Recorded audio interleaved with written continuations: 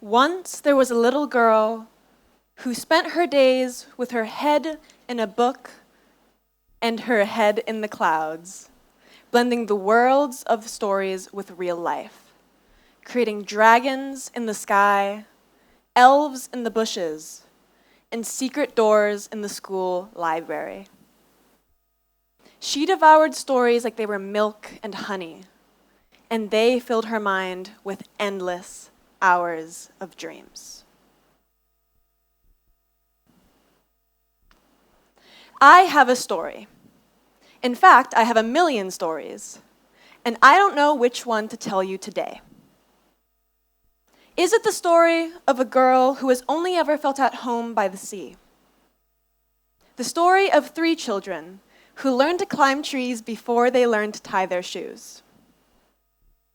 The story of someone who is gathering as many stories as she can before she leaves the island that she calls home? All of these are stories that I could choose to tell. Like the scholar Gloria Anzaldúa said, identity, like a river, is always changing. Like the river downstream, you are not the same person you were upstream. When I was little, I walked the paths of this school with a book. While others were being told to walk, not run, I was being told to walk, not read. For my Quest project, I wrote a book of short stories. And while I've always loved putting pen to paper, I soon found that what I wanted to do this year was collect people's stories, ones that were authentic and real, to bring them to life through social connection. Bali is a mecca for interesting people, in case you didn't realize. And what I really wanted out of this project was to fully engage with the many interesting people I've met on this island. Storytelling has always been a deeply important part of what it means to be human. Long before written language appeared, people gathered around the fire to share stories, an act that preserved the history, traditions, and community of the people telling them, resulting in the creation of culture, a common thread between you and me. Now, but the storytelling doesn't just produce benefits over time. There's an immediate effect as well.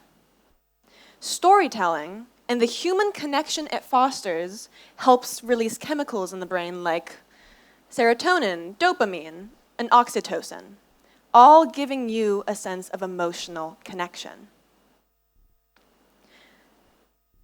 This, I think, is what it's all about. Hang on, I've definitely just skipped ahead a bit in my speech, so let me just go back.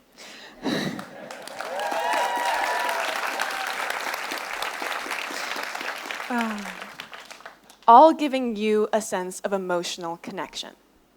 In this way, storytelling is not just a cultural tradition, but a biological tool for social cohesion. Think back to 5 years ago. What were you doing then? Chances are you were probably stuck inside, along with about 4.2 billion other people, a little over half the world's population. Now, I could give you countless studies on how isolation affected our brains, our moods, our sense of self. But to save us all the headache, I'll stick with just one. A study published in Frontiers in Psychiatry did an analysis of over 120,000 people and found that those who live alone are 1.5 times more likely to develop depression. So if everyone in this crowd of, let's say, around 350 people all lived alone, 90 of us would struggle with depression. But if we all lived with others, that number drops to 60, just because of a little social connection. And this, I think, is what it's all about. It's the relationships, the conversations, the you had to be there moments and comfortable silences. Storytelling is how we reach each other, how we remember who we are. We tell stories every day. And I wanted to hear everyone's story in the hopes that maybe it would help me figure out mine.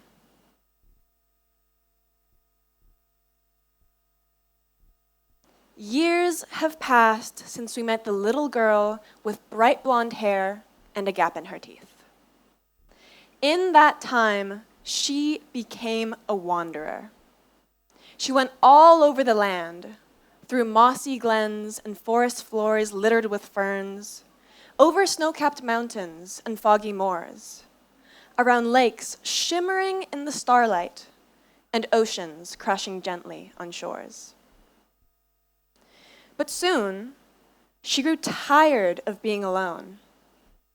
So she stopped where she stood, built a fire, and waited. And soon the first travelers came along, weary from long days stuck inside their own mind. Gratefully, they kicked off their shoes and sat by the fire, and the storytelling began. Over the next few days, weeks, and months, hundreds of people passed through this little glen. And with each passing day, she was given a new story. The story of a woman who learned to hear the voice of her unborn child. The story of a scorpion that changed the way a man looked at life.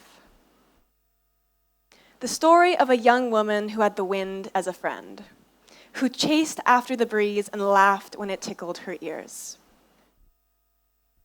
At the end of these months, the girl had listened to the stories of countless people and understood the ties between them that not even they were aware of. As time passed, the grove became known not only for the little girl who sat by the fire, but for the countless fireflies which inhabited it, one for every story that had ever been told within this tucked-away hollow. On the last night of her stay in the clearing, one of these small, floating orbs of light landed on her shoulder. And as it landed, it whispered something into her ear. It's time for the storytelling animal to rise again.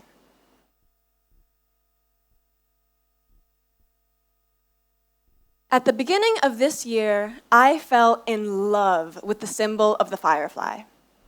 It represents many things: creativity, interconnection, self-awareness, and self-discovery. All things I associate with the power of a good story.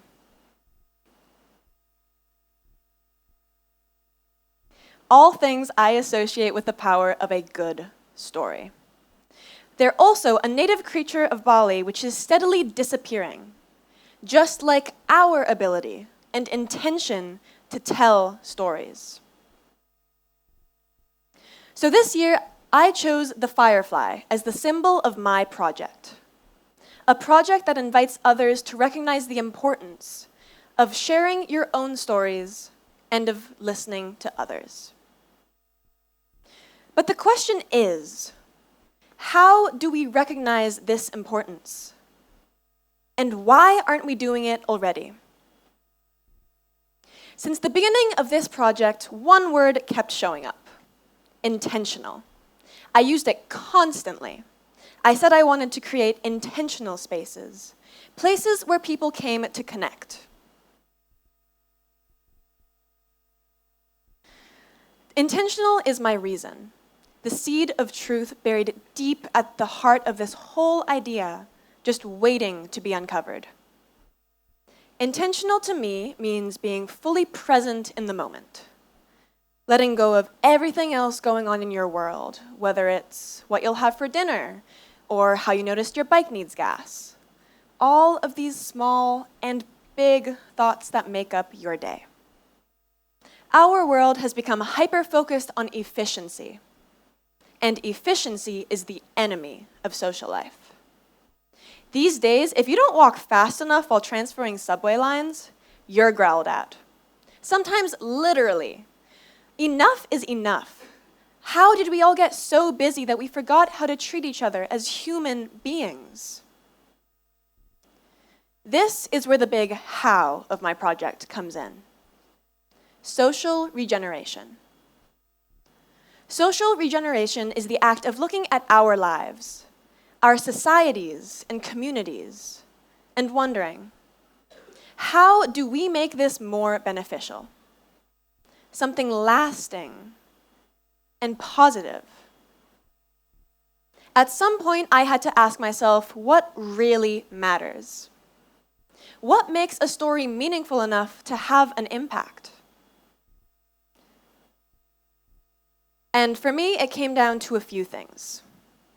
Staying present, like I said. Changing habits. Remembering that the real connection lies in the stories beneath the small talk. And making space for intergenerational connection. Because who would have guessed that an 18, 22, 42, and 80-year-old would have that much fun sitting at a table together, talking for hours, trading stories like old friends? There is so much we can learn from each other. A complex web dancing between the ages, each connection important. A chance for reflection, both for the young and old. Am I the person I want to be? This is where the power of storytelling comes in. The power to shift someone's entire perspective with a single story.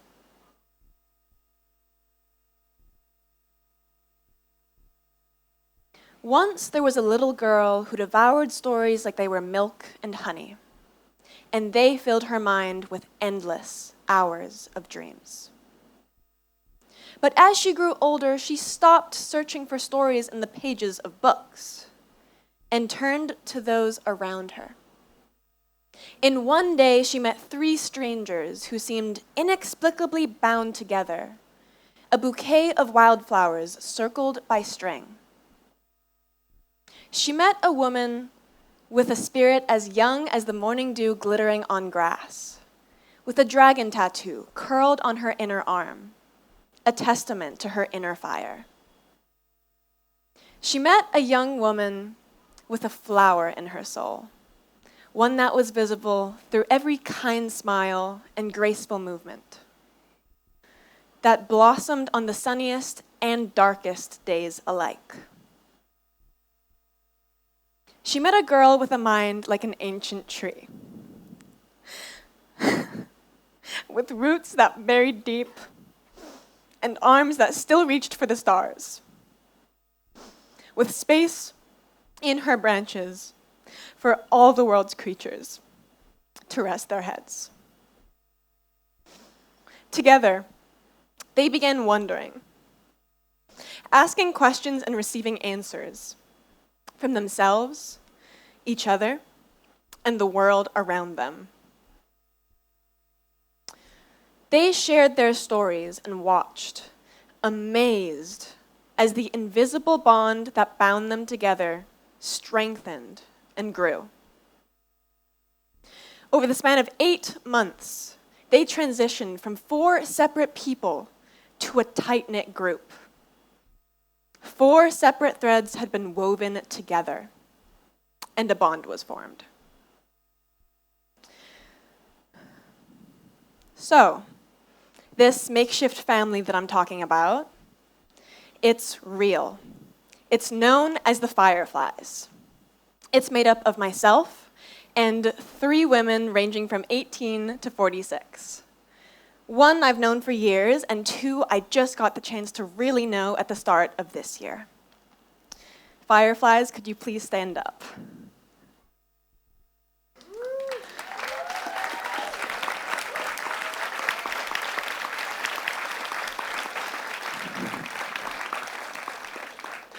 We built a bond on a foundation of stories, an experiment in just how far the act of sharing could transform our relationship. We listened, and together we grew, our roots intertwining to form one resilient tree. Now, I believe this matters. It matters that the happiest countries aren't actually the richest, but the ones where neighbors still know each other's names. That we've forgotten how to tell stories because we're too busy posting them. It matters that we used to go to our grandparents for the answers, and now we just go online. Headphones on, screens up, connection off. Where has our Firefly glow gone? We use stories to cast light upon our perspectives, on our past. It tells us who we are, the storytelling animal. Now, intentional spaces don't all look the same, and that was a challenge for me. Social regeneration means finding spaces that every person can feel comfortable in. So each of my events was designed to leave you with a specific feeling. In December and March, the Firefly nights were a time to listen. 4 people sharing stories from their own lives, all based around a certain theme. The Life Art Gathering in April was a time for reflection, shared between 2 strangers who became temporary mirrors.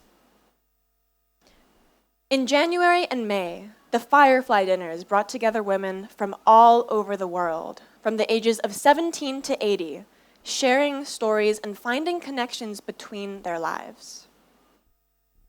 In total, I hosted 2 storytelling events, 1 Life Art Gathering, and 2 intergenerational women's dinners.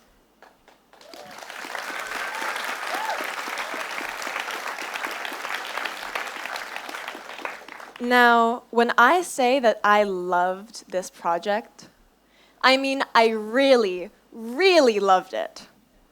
I loved every part of this process, from meeting with the storytellers from the Firefly Nights and finding a story that felt right for them to tell and workshopping it together. I loved walking into the Firefly dinners and just feeling held, watching women that had just met that night sit at a table talking for hours. I loved seeing others make connections. When I learned of a connection that continued on past my events, I couldn't help but smile, because that's what all of this was for in the end. Those quiet ripples, conversations that carried on, friendships that took root, are the truest measure of what we'd built. I learned so much more than I expected from this project.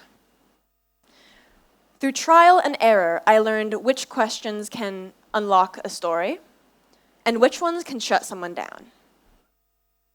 Some events required a little bit of hand-holding, but some nights, the best thing I could do was just step back and let the conversation flow.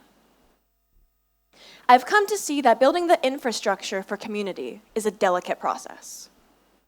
It's layered, full of missteps, and most importantly, it's not one size fits all. But if you keep showing up, really showing up, you start to get it right. What began as a project turned into so much more. Because I was there every night, making space for each story and welcoming each guest, I walked away a different person. I found that the philosophy of my project started to bubble over into my everyday life. My circle is so much wider than it was at the start of this year, filled with new acquaintances, deeper connections, and the strongest of new friendships. And that's the lesson that I would share. When you commit fully to making space for others, you'll find that space opens up for you too. So don't be afraid to take the leap. Be that person who walks up to someone they barely know and say, I want to hear your story. Imagine what the world might be like if this hope came true. Thank you.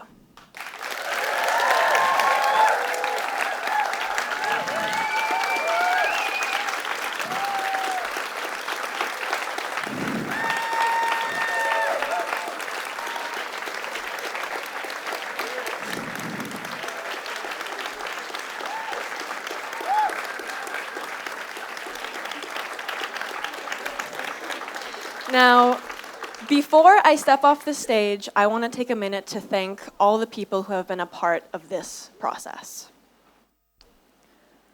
Ibu Jess, for helping me make a Greenstone speech that I am proud of, and for telling me to always listen to my instincts. To Ibu Kate, for holding my hand through that first event and making me feel like everything was going to be just fine. To Pak Benjamin, Pak Brian, Ibu Eka, and the rest of the Greenstone team for all the hard work you've put into the Greenstones this year.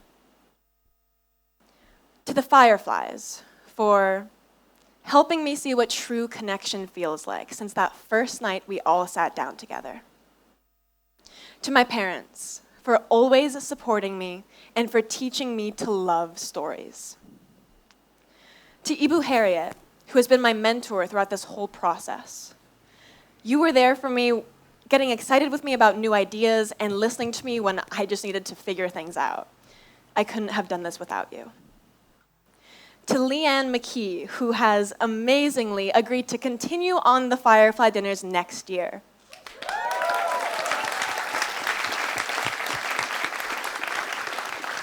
And lastly, to every person who took part in one of my events, whether you were a dinner guest, a storyteller, or a listener. This project could not have been done without you. Thank you.